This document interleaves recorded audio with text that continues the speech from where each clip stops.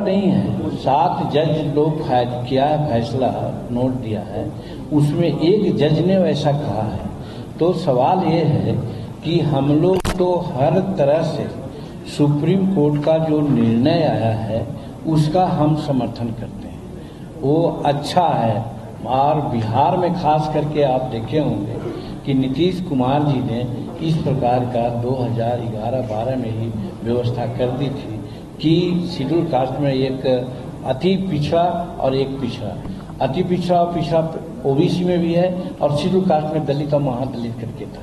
तो उसी वर्गीकृत को कुछ लोगों ने कोर्ट में भी उसमें चैलेंज किया था, तो कोर्ट ने अमान्य कर दिया था हम लोगों का निर्णय को। तो जिसके तरह से फिर जैसे के तैसे था, उसी चीज़ को सुप्रीम कोर्ट ने फिर कर दिया।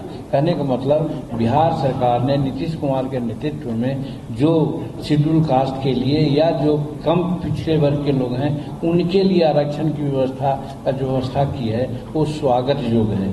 रही बात एक पीढ़ी की बात है, तो वो जनरल फैसला नहीं है, वो एक जज की मान्यता है।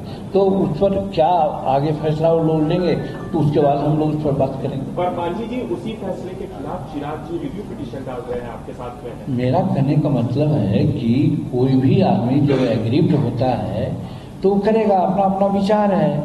मेरा कहने का मतलब है कि बाबा भीमराव अंबेडकर ने भी जब आरक्षण की बात की थी तो उन्होंने कहा था हर 10 वर्ष पर इसकी समीक्षा होनी चाहिए, और समीक्षा पुनर्विचार की बात उन्होंने नहीं कही थी। बहुत लोग कह दीजिएगा, आप लोग भी कह दीजिएगा कि मांझी जी कह रहे थे कि अंबेडकर साहब ने पुनर्विचार की बात की थी, इसलिए हम खोल करके कहते हैं पुनर्विचार और समीक्षा में फर्क होता है।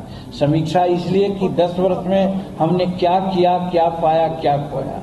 लेकिन आज 77 वर्ष 76 वर्ष हो गए आज़ादी के, क्या एक बार समीक्षा हुई? तो बाबा भीमराव अंबेडकर जिन्होंने प्रावधान किया था आरक्षण का और संविधान निर्माण में उनके अहम योगदान थी, उनकी बात को तो 76 वर्ष में हमने कुछ नहीं किया। उसी बात को सुप्रीम कोर्ट ने आज किया कि भाई जो लाभ लेकर के आगे बढ़ गए हैं, हम उनको न कहते कि उनको दबाइए, वो बढ़ते रहें, लेकिन जो पीछे पड़े हुए हैं, जैसे एक उदाहरण आपको बतलाते हैं।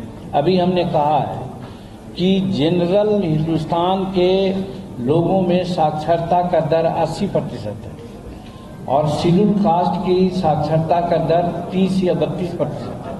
और शेड्यूल कास्ट में अगर जाति वाइज जोड़िएगा तो 4 जातियां ऐसी है जिसकी साक्षरता दर 30 से 40% है, और बाकी 22 जातियां यहाँ ऐसी है जिसकी साक्षरता दर 3% से लेकर के 15% तक है।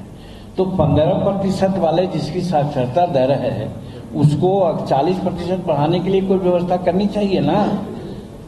सवाल है, कोई गाड़ी जा रही है रांची से राजधानी एक्सप्रेस, अब कोई गाड़ी है पैसेंजर, तो अगर दिल्ली पहुंचाने के लिए तो पैसेंजर को तो पुश करना पड़ेगा ना। तो उसी प्रकार से शेड्यूल कास्ट में जो 48 और 76 वर्षों में आगे बढ़ गए हैं तो वो बढ़ें, उनको रोकने की बात कहाँ है। लेकिन जो नहीं बढ़े हैं, जिनकी साक्षरता दर 30% का 20%, 15% से भी कम है, तो क्या लोग यही चाहते हैं? इसलिए यदि कोई सुप्रीम कोर्ट के मामला को चैलेंज करने की बात की है तो मैं कहता हूं कि वो अपने स्वार्थ में किया है, समाज के लिए नहीं किया है। समाज तो यही चाहिए जिसकी चर्चा आप लोगों के सामने कहूं कि रामायण में बात आई है कि मुखिया मुख सो चाहिए, खान पान में एक, पालक पोषक सकल जल, तुलसी सहित विवेक। तो विवेक से होना चाहिए।